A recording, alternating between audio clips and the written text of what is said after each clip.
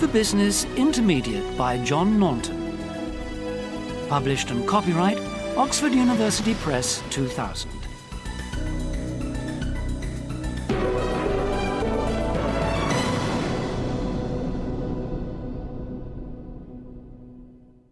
CD1. Unit 1, Tape Script 1. 1. I don't know the times of the trains. Don't worry, I'll ring up the station. 2. Would you like to leave a message? Yes. Could you ask him to call me back, please? 3. I'm afraid I can't hear you. It's a really bad line. Okay, I'll hang up and try again. 4. Simon Green speaking. At last! I've been trying to get through to you all day. 5. I'd like to speak to Mr. Moore on extension 868, please. Thank you, caller. I'm putting you through. 6. Can I speak to Julia, please? Hold on, I'll see if she's here today. 7. I'm sure he's there. So am I. But sometimes he won't pick up the phone. 8. I can't find her number anywhere. Have you tried looking it up in the phone book?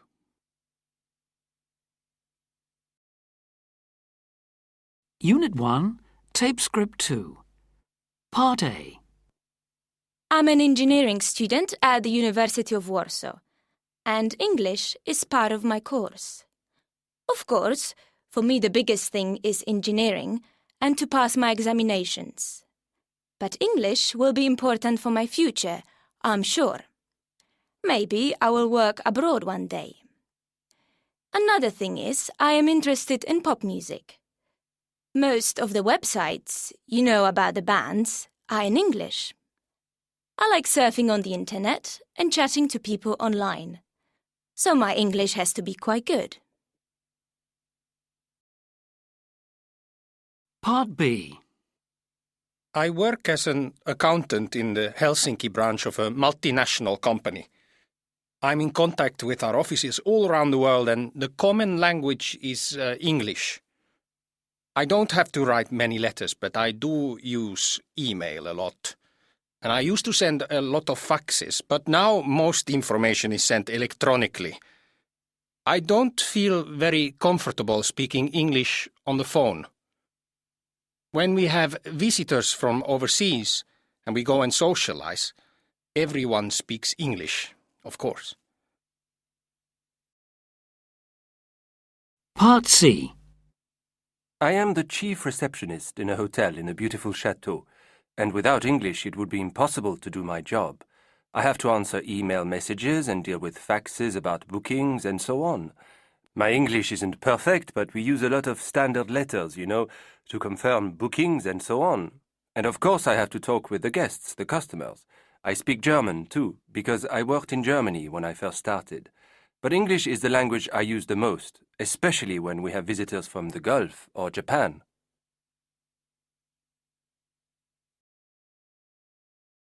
Unit 1, Tape Script 3. Call A.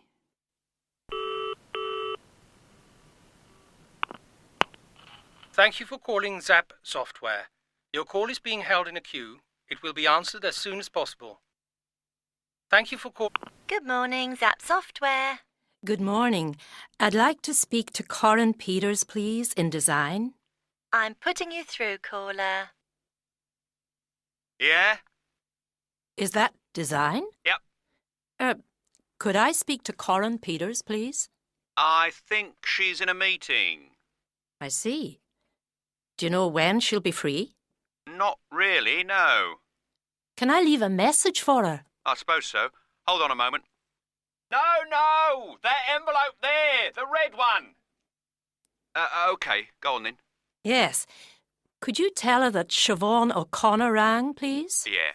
And it's got to go straight away, by courier. That's SIOBHAN. And I'm staying at Bell's Hotel, room 19. Yeah. And the number's 794-8862. OK then. I'll make sure that she gets it.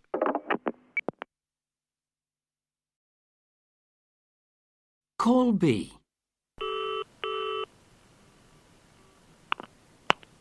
Good afternoon, Paradise Marketing. Hello, could I speak to the person who deals with student placements, please? I'll put you through to the Human Resources Department.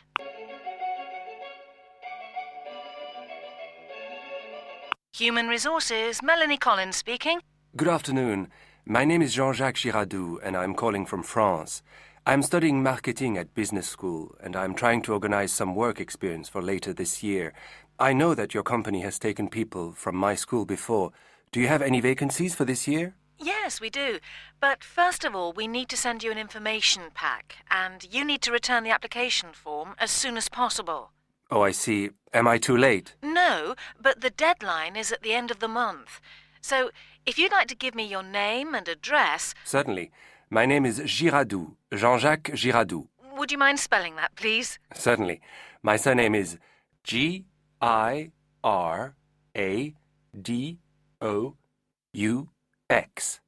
And my first name is Jean-Jacques. That's Jean, new word, Jacqueus.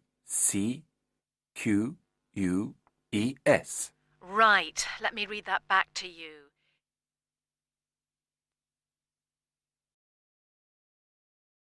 Unit 1, Tape Script 4. A. I'd like to speak to Corinne Peters, please. B. Can I leave a message for her? C. Could you tell her that Siobhan O'Connor rang, please? D. I'll make sure that she gets it. E. Human Resources, Melanie Collins speaking. F. So, if you'd like to give me your name and address... G. Would you mind spelling that, please? H. Right. Let me read that back to you.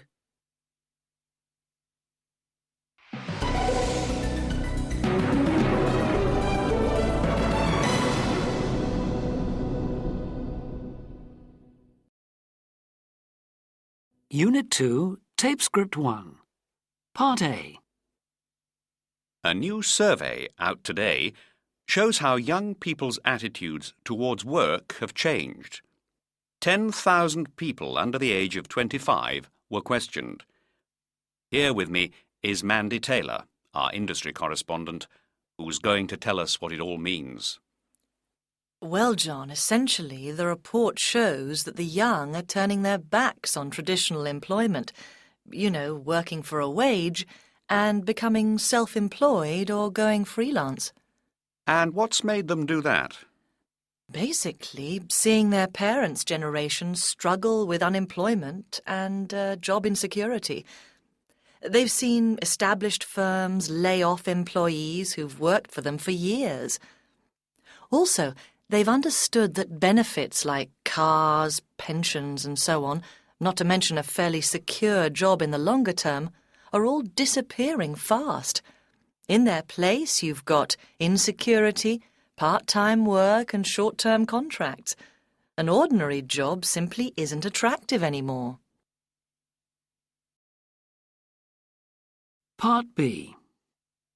So what are they doing instead? The young, that is. Well, they're using their qualifications, skills and knowledge of things like computer games to set up their own businesses. They are ready to work now if there's a good chance of being rewarded later. They aren't interested in making other people rich, but want to be rich themselves. I see. And are there many examples of this happening? Oh, yeah, lots. 2 young men who set up their own computer company are now worth £13 million each, just 2 years after leaving university. Goodness, where did we go wrong? And so what does this mean for older, existing businesses then? Quite simply, they're finding that the people they need to take on are using their skills to work alone. So they can't find people to paint their fences for them anymore. That's it exactly.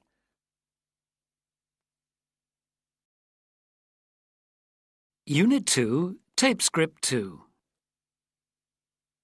So, tell us about CVs then, Marika. What are the key things to include? Well, you should start with brief personal details, of course. You know, name, age, and so on. Marital status is okay too, but no names of children or pets. And next comes education, I suppose? Yeah. You ought to list the schools and institutions you've attended in chronological order. Make sure that the dates make sense. Don't forget details of the qualifications you obtained. Remember to put down your grades too. I see.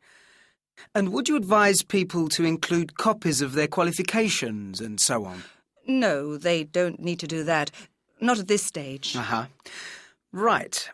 Now for the part of the CV which deals with work experience. Should we go through this in chronological order or start with the most recent or current job first? I would definitely say begin with a present or most recent job first. Then work backwards. Give a brief description of each job and try to list 1 or 2 achievements. That's hard if you're still a student, isn't it? True, but you can still mention things like, I was secretary of the Anglo-German Society, or give details of any part-time or holiday jobs. Oh, and one last question. What about a photograph? Well, it can go on an application form or with a covering letter, but there's no reason why you can't put it on your CV. If I were a job seeker, I'd invest in a studio photograph, one that made me look as good as possible, rather than one from a machine. And, of course, never send a picture of you on the beach or at a party. People have sent me some amazing things.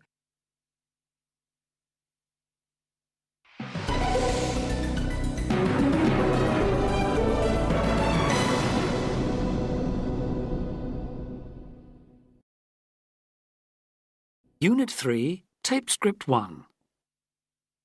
Employer. Employee. Employed. Unemployed. Unemployable. Employment. Unemployment.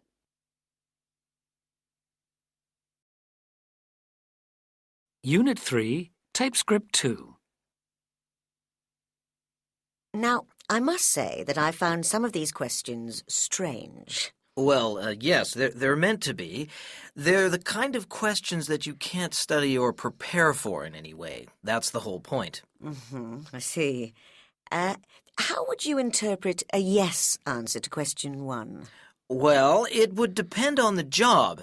If I was looking for a self-confident person, a yes answer would put me off, but it could also indicate someone who thinks a lot and who is anxious to do a job well.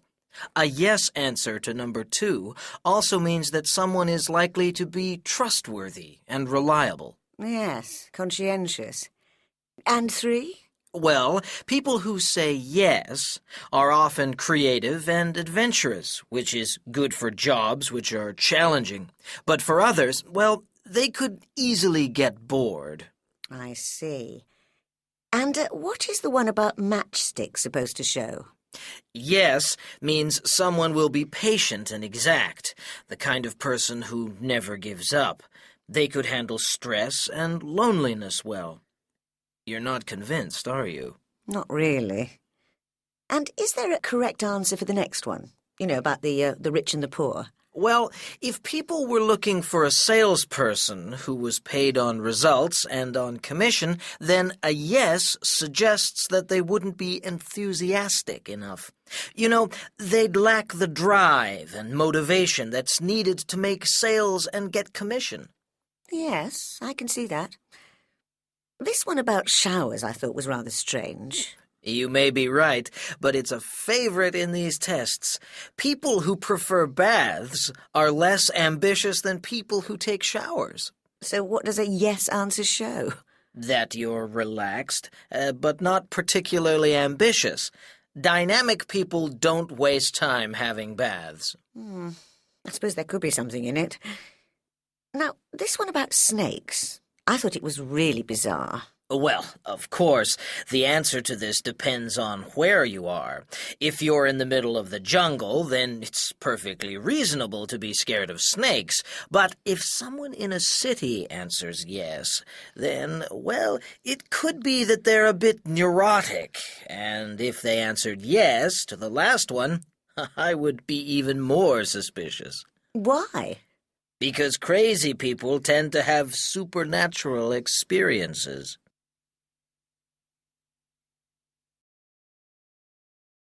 Unit 3, Tape Script 3. How long have you been out of work, Greg? Oh, 9 months. 600 of us were laid off at the same time. And what exactly did you do before? Well, I started off as a machine operator, but eventually I became a foreman in charge of about 50 people. Really? How long did you work there? For 6 years. I joined when I was 25. And what did you do before that? I was in the Navy. I joined when I left school. I left when I decided to settle down. Oh, right. And what have you been doing since you lost your job? A bit of part-time work, gardening and driving. I prefer being outside or travelling around when I can. And applying for jobs, of course. How many jobs have you applied for? Around 80. But there are very few opportunities. Your qualifications are good and you've got a lot to offer. Have you ever thought about working in a call centre? I'm not sure I'm cut out for that. I couldn't stand being stuck in an office all day. I'd rather have an outside job in a park or a garden centre, but I suppose I'd prefer to work in a factory like before. Unfortunately, there are very few vacancies in those areas. Yes, I've got to be realistic, I suppose. And it's hard bringing up a family on unemployment benefit. I'd like to have a bit more security. Tell me more about the call centre. Well, you would get proper training and learn some useful new skills. And there would be opportunities for promotion too.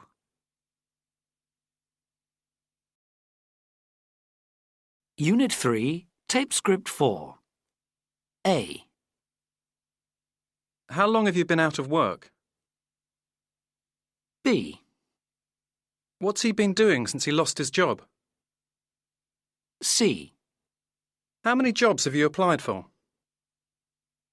D. I've been unemployed for 3 months. E. He's been for a second interview.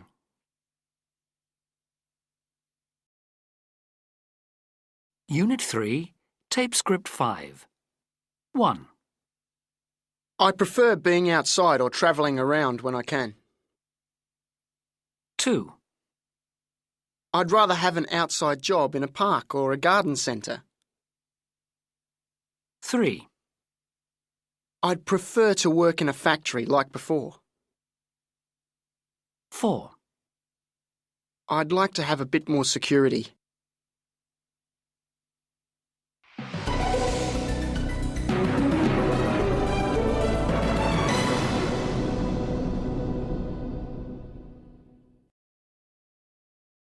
Unit 4, Tape Script 1.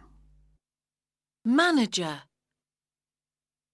Managing. Management.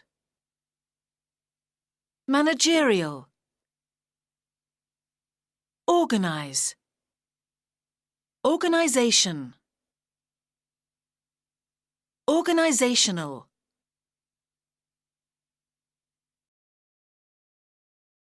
Unit 4, Tape Script 2. Part A. The Semco Company, a manufacturer of industrial equipment in Sao Paulo, Brazil, is perhaps the most famous example of empowerment. When Ricardo Semler inherited this family-owned business, he completely changed the way it was run. In the first 2 weeks, he sacked most of Semco's top management and handed over power to its employees. He also reduced the company's hierarchy. Unlike most ordinary companies, Semco only has 4 levels. The CEO, the Chief Executive Officer, changes every 6 months so that power does not remain with the same person for too long. Managers don't have secretaries. They have to type their own letters and do their own photocopying. Workers regularly evaluate their bosses and can even vote to change them. Most famously, employees decide their own working hours and pay. The idea behind this is that by giving people freedom from control, they will naturally become more responsible and accountable. Part B. Another, but less dramatic example is St. Luke's Advertising Agency. It employs about 100 people. The agency's managing director, Andy Law, and chairman, David Abrahams, wanted to introduce a sense of employee ownership. They decide the overall strategy of the company, but most of the management decisions are made by groups of people from all levels and areas of the agency. Law and Abrahams have had to prepare their employees to take more responsibility and a more active role in the company. For example, they could not expect a designer to know how to keep accounts without any training. Employees are, therefore, all educated in different areas of the business and are given the skills that they will need to participate in the running of their company. For empowerment to be successful, organizations must be ready to provide employees with the appropriate training.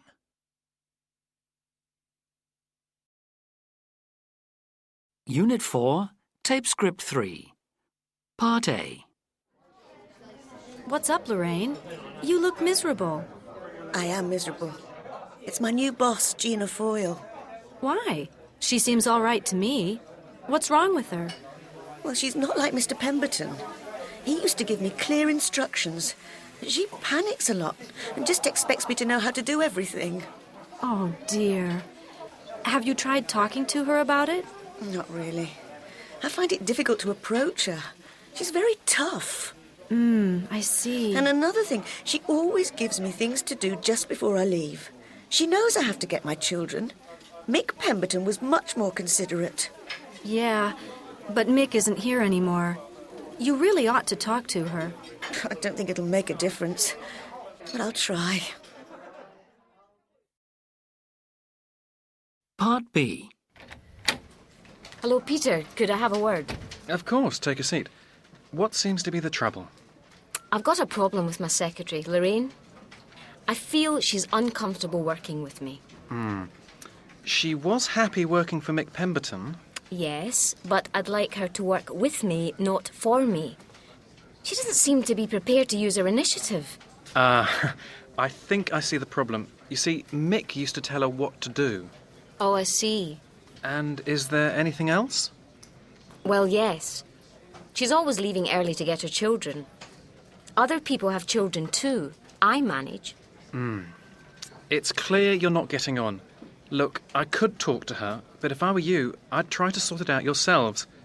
Why don't you sit down together and talk the problem through? You're right. I don't want to get a reputation as impossible to work for.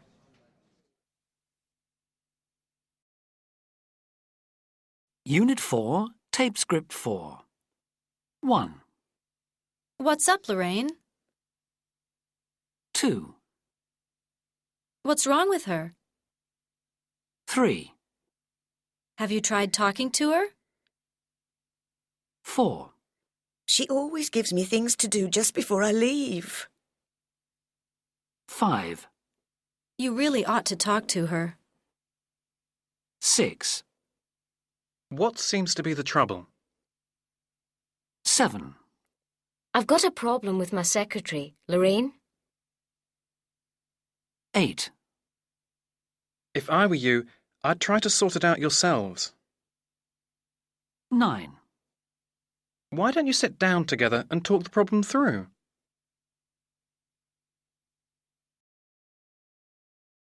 Unit 4, Tape Script 5. Dear Marcella, comma. In a way, this is an unusual problem, comma. as most of the letters I get are from people who are desperate to find any kind of job! ! You say, comma, open inverted commas, the firm is very old -fashioned, close inverted commas, semicolon. But does this matter, comma, I wonder, question mark. After all, comma, it's only a first job and you're not expected to stay there the rest of your life, open brackets, although I do understand that you may be worried about getting stuck there, close brackets, full stop. So what should you do, question mark.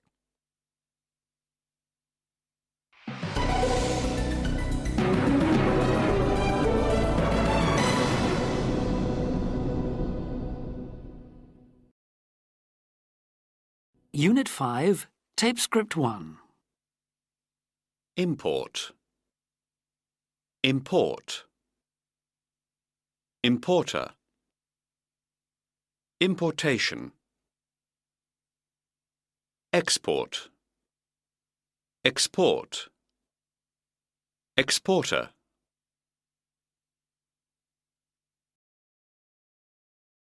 Unit 5, Tape Script 2. Part A. Why do so many people believe that free trade is such a good thing? Well, it increases export opportunities and creates wealth. Manufacturers in countries with small populations can find new markets which will allow them to expand. I see. Free trade's good for consumers too. It creates competition between producers, which keeps prices down and gives people wider choices. And what about the idea that trade is somehow good for world peace? I don't agree with that. Most wars are caused for economic reasons, over trading routes or markets, or access to natural resources. Part B. You often hear that free trade allows countries to exploit their comparative advantage. What's meant by this? Quite simply that most countries have one thing they do better than anyone else. They may have a natural resource like coal or rubber, or a climate which is perfect for growing, say, bananas. By concentrating on one activity, they can import the things they produce less well. But what about a place like Singapore? It doesn't have these advantages, but it's very successful. True, but the government turned its people into its advantage. They developed a highly educated workforce and know-how in manufacturing high-tech goods. Part C. Are there times when you think that protectionism is justified? Definitely. I think that there's a strong case for developing countries which want to start manufacturing their own goods. This makes them less dependent on imports and helps with their balance of trade. In this case, the government needs to protect the young industry from outside competition for a few years. And what about for established industries in developed countries? Well, protectionism can help against unfair competition. Unfair competition? Is there really such a thing? I think so. Sometimes aggressive companies dump their goods in importing countries. They don't make a profit, but this kills the local competition.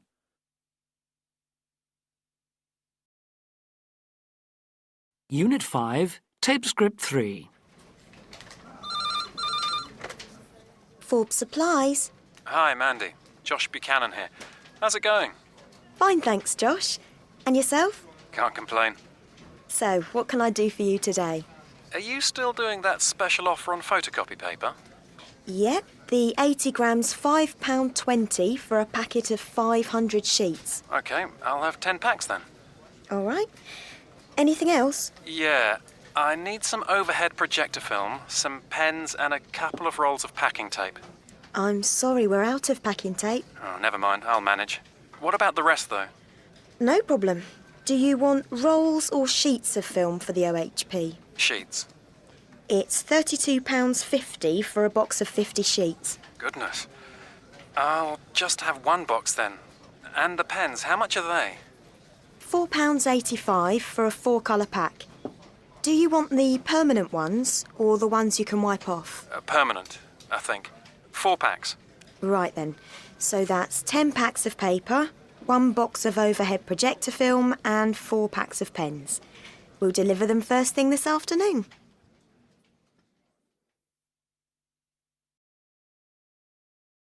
Unit 5, Tape Script 4.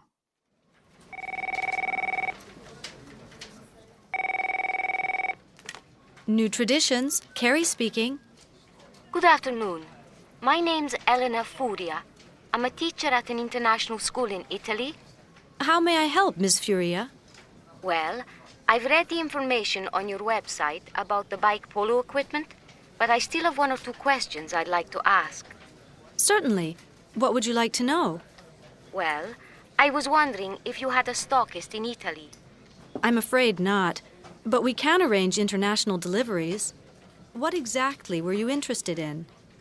Well, I'd like to know your price for 3 starter kits and 10 pairs of gloves. I could probably give you a discount for 3 sets, but the transportation costs could be high. I see. Would you be able to send me a quotation which includes everything? Certainly. I tell you what, I'll send you a pro forma invoice. You can return it with your payment if you decide to go ahead. That sounds fine. Very well, then. So if I could take your details...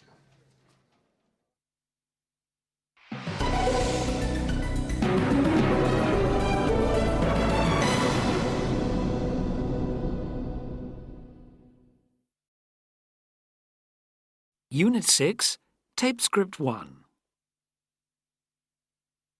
Strategy. Target.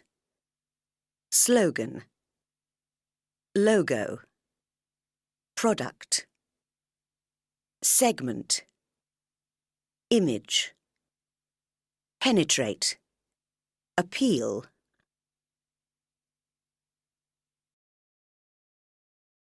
Unit 6, Tape Script 2. Part A.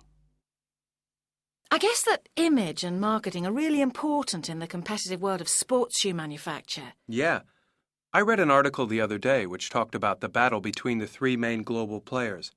Nike, Adidas, and... Reebok? Yep. What did it say about how their brand images differ from each other?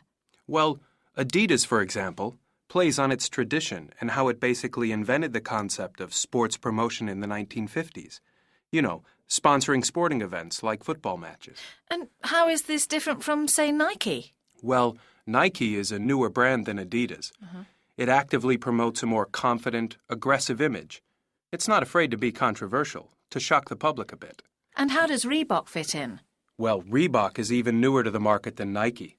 The people at Reebok noticed the personal fitness boom a couple of decades ago, so they pushed their way into the market by targeting people who wanted to get fit. What about the way they advertise?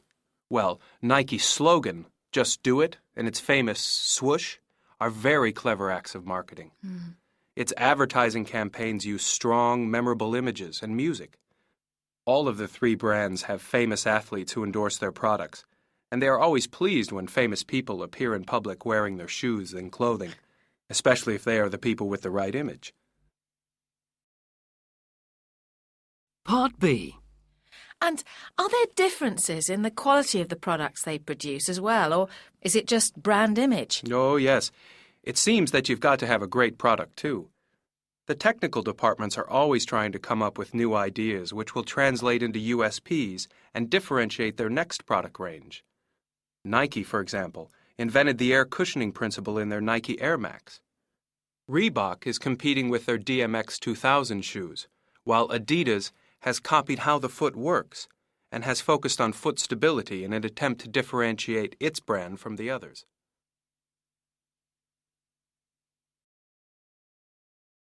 Unit 6, Tape Script 3. Part A. Hi there. I noticed that you've been looking at the talisman. Can I tell you something more about it? Yes. How does it compare with other products on the market? There are quite a few products like this already, aren't there? I suppose so, but the talisman is much lighter and easier to carry than the others. We found out that walkers were dissatisfied with other makes because they either broke too easily or were too big and heavy. That's why we worked very hard to make something light and strong. We also made it small so that it could fit into a pocket comfortably. Now this means walkers will always take it with them. It also works off solar power. And once it's charged, it lasts for 8 hours. But what happens if there isn't enough sun or there's a problem? Well, I'm glad you asked me that. The talisman has a long-life battery, which lasts a year, just in case. And it has a distress facility, too. A distress facility? Does it really need one? Well, let me tell you a story. Last winter, one of our customers, an experienced climber, was badly hurt in a fall. Luckily, he managed to send the distress signal. Within an hour, he was on his way to hospital by helicopter. The talisman literally saved his life, you see? Part B. And how much does it cost? €200. That's quite a bit more expensive than other trackers. Perhaps.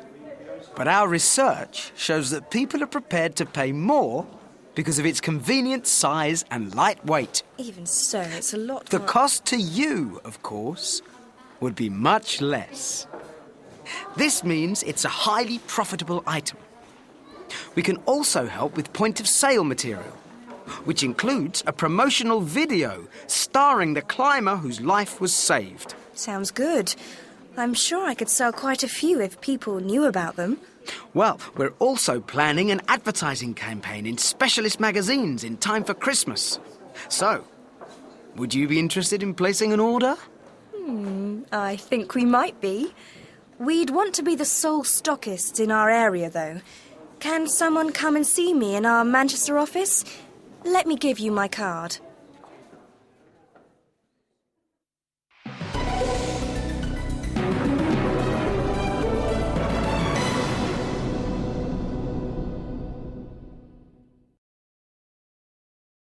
Unit 7, Tape Script 1. Most manufacturers which mass-produce goods, for example, electrical appliances, don't wish to sell them directly to the public. Instead, they distribute them via wholesalers who buy large quantities, which are stocked in their warehouses. In turn, the goods are supplied in the quantity required to retail outlets. The goods are displayed, and stock is kept at the retail outlet. Individual consumers view ranges of competing brands. The consumer selects a single item which he or she purchases.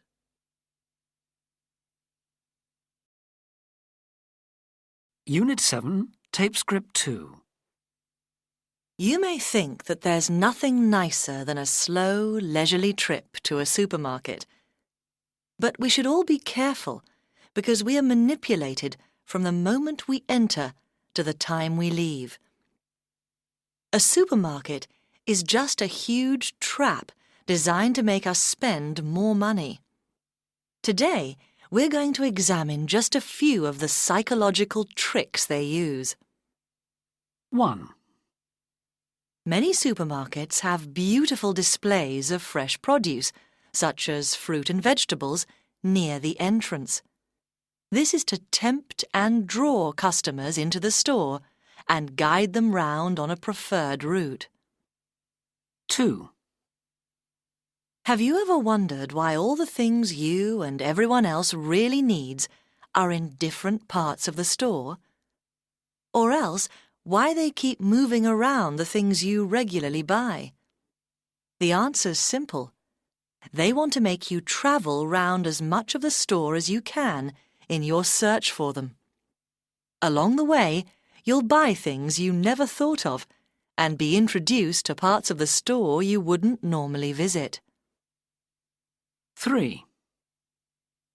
Eye level is buy level is one of the first lessons that any supermarket manager learns. This is why, for example, you'll find the most expensive shampoos displayed at 120 to 150 centimetres above the ground. Look up or down for better value items. 4. The next time you are next to one of those enormous end-of-aisle displays, think before you buy. Just because it says special offer doesn't mean you're getting a bargain. Supermarkets know consumers purchase 5 times as much from an end-of-aisle display as from one of its shelves in the ordinary rows. It's a good way of moving stock near its sell-by date. 5. Most of us know that the checkout is a danger area for impulse buys like sweets and chocolates. You know, things we just buy without thinking. We simply put them in our trolleys or give them to the kids to keep them quiet. 6. Did you know that expensive breakfast cereals are displayed at the eye level of the child in the trolley? Incidentally, these cereals are often directly opposite biscuits, so you'll find yourself well and truly trapped. You'd better check what Junior is putting into your trolley while your back is turned.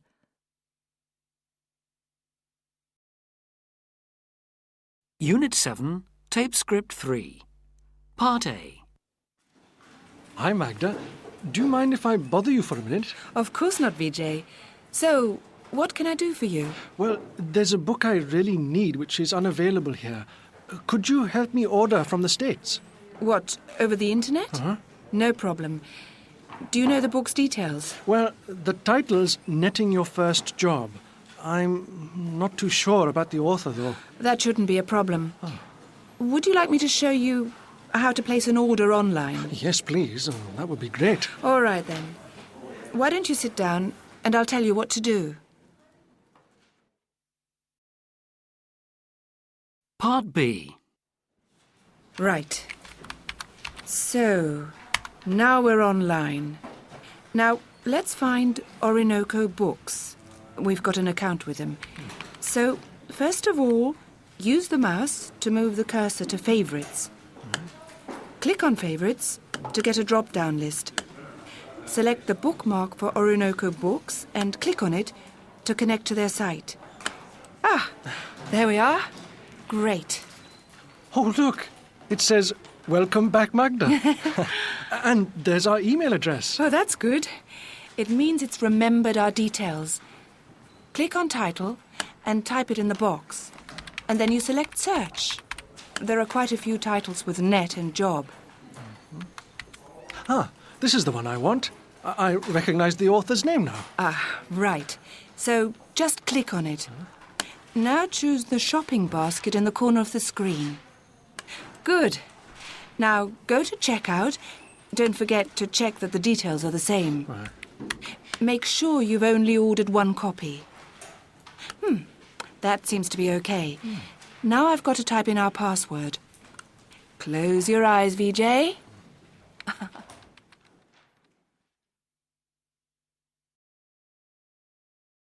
Unit 7, Tape Script 4.